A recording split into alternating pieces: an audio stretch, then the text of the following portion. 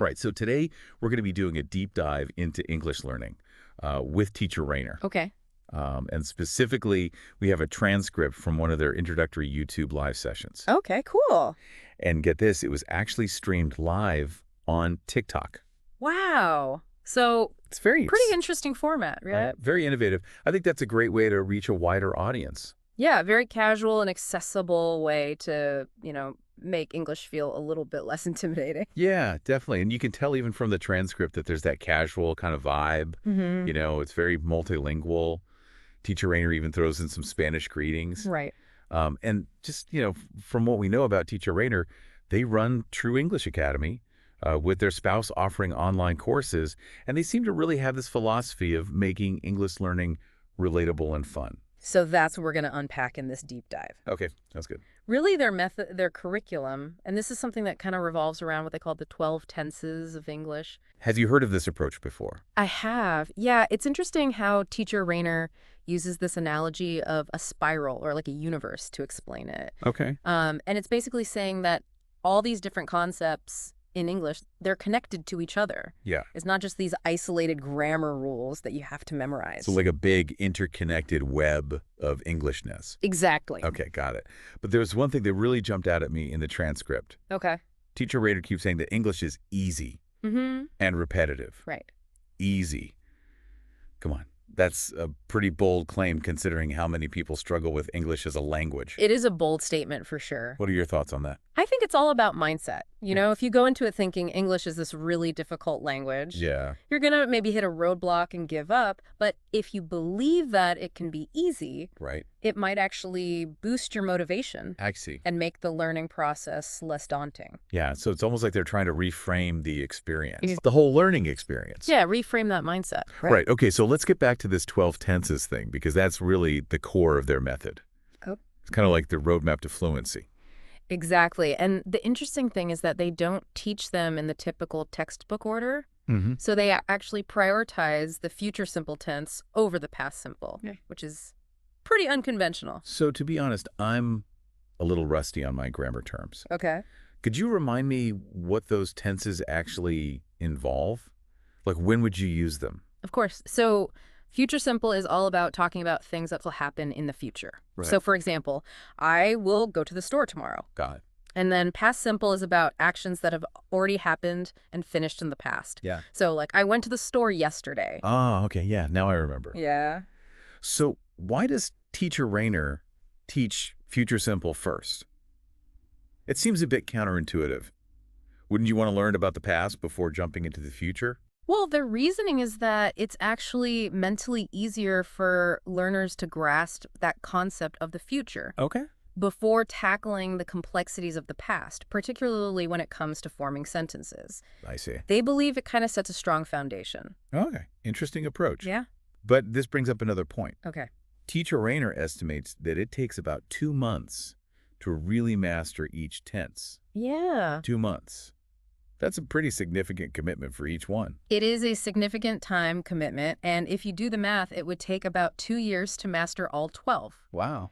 Which actually aligns with that popular theory that it takes around 1,000 hours of practice to become fluent in a language. Right, right. So it is a long-term endeavor, but teacher Rayner kind of breaks it down into these more manageable chunks, Yeah. which could make it less intimidating. So it's like a marathon, not a sprint. Exactly. Yeah. Slow and steady wins the race. Right. But how does this 2-year 12 tenses system line up with those official levels of English proficiency, like A1, B2 and all that? Right. Those are the CEFR levels. Yes. And they go from A1, which is beginner, all the way up to C2, which is mastery. Mm. And teacher Rayner basically aligns those 6 levels with the number of tenses that a learner has mastered. Okay. So basically, the more tenses you have under your belt, the higher your level. So if you mastered 6 of the tenses, you'd be at like a B1 level, something like that. Exactly. Okay. And this is where it gets really interesting because teacher Rayner claims that reaching the B2 level, Okay. which is upper intermediate, leads to what they call the B2 transformation. Okay, now I'm intrigued to mindset shift. It's more than just language skills. Okay. They believe that it actually creates a whole mindset shift. Tell me more about this B2 transformation. Well, according to teacher Rayner, when you hit that B2 level, you become, and I quote, unstoppable and worth 2 people. Wow. They believe it opens up all these opportunities and makes you kind of question the status quo and push yourself to strive for more. That's a pretty bold claim. It is. It makes you wonder if learning English could really have that kind of impact on someone's life. It's definitely a lot to unpack. Yeah, it is a lot to unpack. But before we go any further, I think it's worth taking a closer look at what Teacher Rayner actually means by this B2 transformation. Yeah, What kind of opportunities we're talking about here? right. And what does it really mean to be worth two people? Those are excellent questions, and I think it's important to delve deeper into those concepts before we get too carried away with the hype. Yeah. What do you think, listener? Mm-hmm. Do you believe reaching a B2 level in English could be that transformative? We'll explore that further in the next part of our deep dive. Okay. We'll unpack the B2 transformation and see if it lives up to the hype. Sounds good. Okay, so we've established that Teacher Rayner has some pretty bold claims about this B2 transformation. Mm-hmm. But let's try to break that down a bit. Okay. What kind of opportunities are we talking about here? Right. Is it just about getting a better job, or is there something more to it? I think it's a lot broader than that. Okay. You know, Teacher Rayner really seems to suggest that this level of fluency opens up all these new possibilities. It could be landing your dream job abroad, connecting with people from different cultures, Yeah.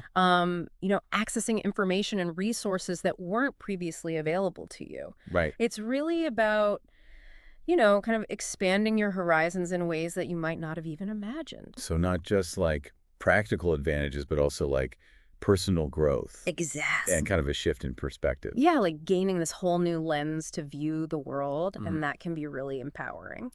Okay, so I'm starting to see the appeal of this B2 transformation. But let's address the elephant in the room. Okay. This whole idea that a B2 level English speaker is worth two people. Right. That's a pretty strong statement. It is. What do you make of that? I think what Teacher Rayner is trying to get at is that fluency in English kind of multiplies your value, Okay. both professionally and personally. You can communicate more effectively, you have access to more information, Right. you can build stronger relationships with people from diverse backgrounds. Yeah. It's like you've doubled your capacity to engage with the world. So it's not literally about, being worth twice as much financially, Right. but it's more about having a broader skill set Exactly. and greater capacity to contribute. It's about the potential that it unlocks. Right. Okay. Yeah. But let's be realistic for a second. Not everyone who reaches a B2 level is going to experience this dramatic transformation, Of course not. right? What about those who might hit roadblocks or struggle to apply their skills in the real world? That's a valid point. Yeah. Reaching B2 doesn't magically guarantee success or happiness. Right. It's still up to the individual to actually use those skills and create opportunities for themselves. So it's more like a foundation upon which you can build Exactly. rather than a guaranteed ticket to success. Yeah, it's not a free pass. Right. You still have to put in the work. And that's where I think Teacher Rayner's emphasis on immersion and real-world practice comes in. Definitely. It's not enough to just learn the grammar rules and the vocabulary. You need to actually use the language Right. in real situations. In authentic situations. Yeah. Right. Because language is ultimately about communication and connection. Absolutely. But speaking of challenges, Okay. Teacher Rayner mentions a specific point in the curriculum where many students tend to stumble. Oh, really? Yeah. Where is that? It's the transition from those basic tenses we discussed earlier, present simple, present continuous, future simple, Yeah. to the past simple. Okay. They say this is where things get really mentally challenging for a lot of learners. I wonder why that is. Is it simply because the past simple is grammatically more complex? It's partly that, Yeah. but I think there's also kind of a psychological element. Uh-huh. The past simple forces you to confront your mistakes more directly. Right. You're not just talking about general truths or future plans. You're recounting specific events that happened in the past, Yeah. which requires more accuracy and precision.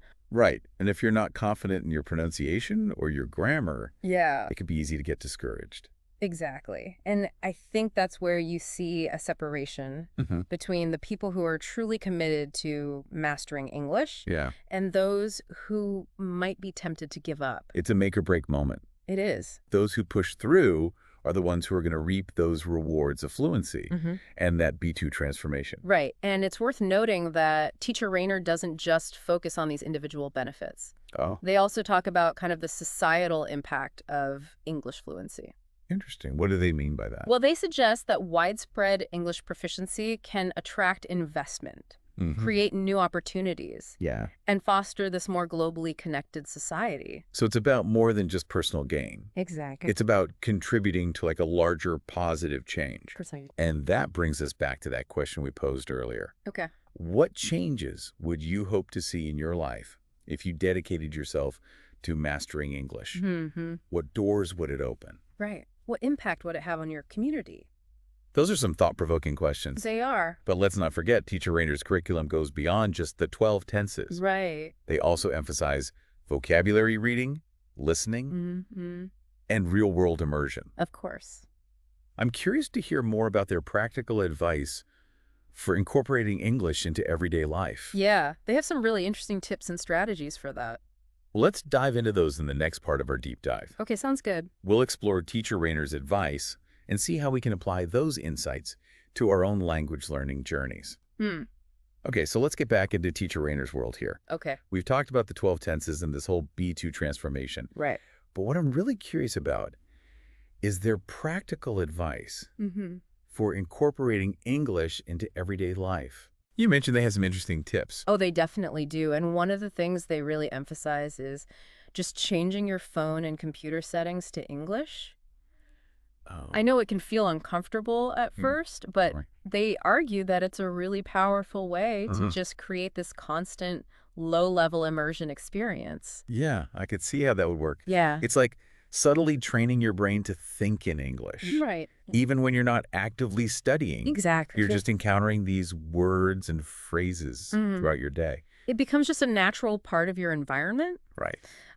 They also recommend listening to English radio, Okay. especially stations from cities that you dream of living in or visiting. Oh, that's cool. It's like a little sonic postcard, Yeah. you know, and you pick up authentic accents and expressions along the way. Now, that's a fun idea. Yeah, it's really about absorbing the rhythm and flow of natural speech. And, of course, there's the classic advice of watching movies and TV shows in English. Yeah, But I feel like Teacher Rayner takes it a step further. they do. How so? So they suggest, start with the subtitles on, Okay. but then challenge yourself to watch without them. Okay. And eventually even like reading the script aloud Wow. to practice your pronunciation. That's a multi-layered approach. It is. It's like actively dissecting the language right. and then putting it back together again. It's about engaging with the material Yeah. on multiple levels. Not just passively consuming it. Exactly. And this really reminds me of the concept of deliberate practice. It's about pushing yourself beyond your comfort zone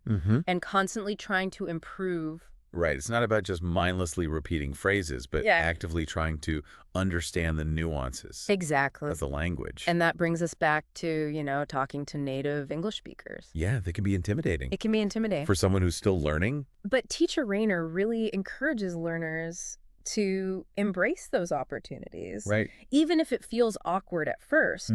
Because ultimately fluency comes from using the language. Right. Not just studying it. So stepping outside your comfort zone, applying what you've learned Exactly. in real conversations. Take the training wheels off. Right. And that's where those 1,000 hours of practice really come in. Yeah.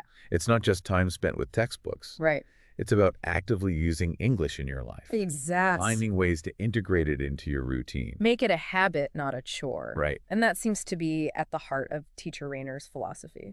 I think they strike a nice balance Yeah. between that structured learning, like mastering those 12 tenses, but then also this organic immersion, Right. Surrounding yourself with the language in those authentic ways. Yeah, I think that's key. It's like having that roadmap Uh-huh. to guide you, but also being open to exploring the unexpected detours and discovering those little hidden gems along the way. I love that analogy. It makes the learning process Yeah. so much more engaging and fun. And that's what makes language learning such a rewarding journey. It's not just about acquiring a skill. Yeah. It's about expanding your horizons, connecting with new cultures, Right. and really discovering new possibilities within yourself.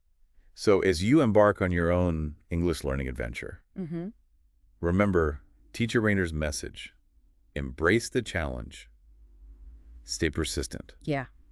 and most importantly, have fun with it. Absolutely. And as you dedicate those 1,000 hours to mastering English, Mm-hmm. what personal transformation do you envision for yourself? Yeah. What doors do you hope will open? Yeah. What impact do you dream of making on your community and the world around you? Mm-hmm. Keep those questions in mind Yeah.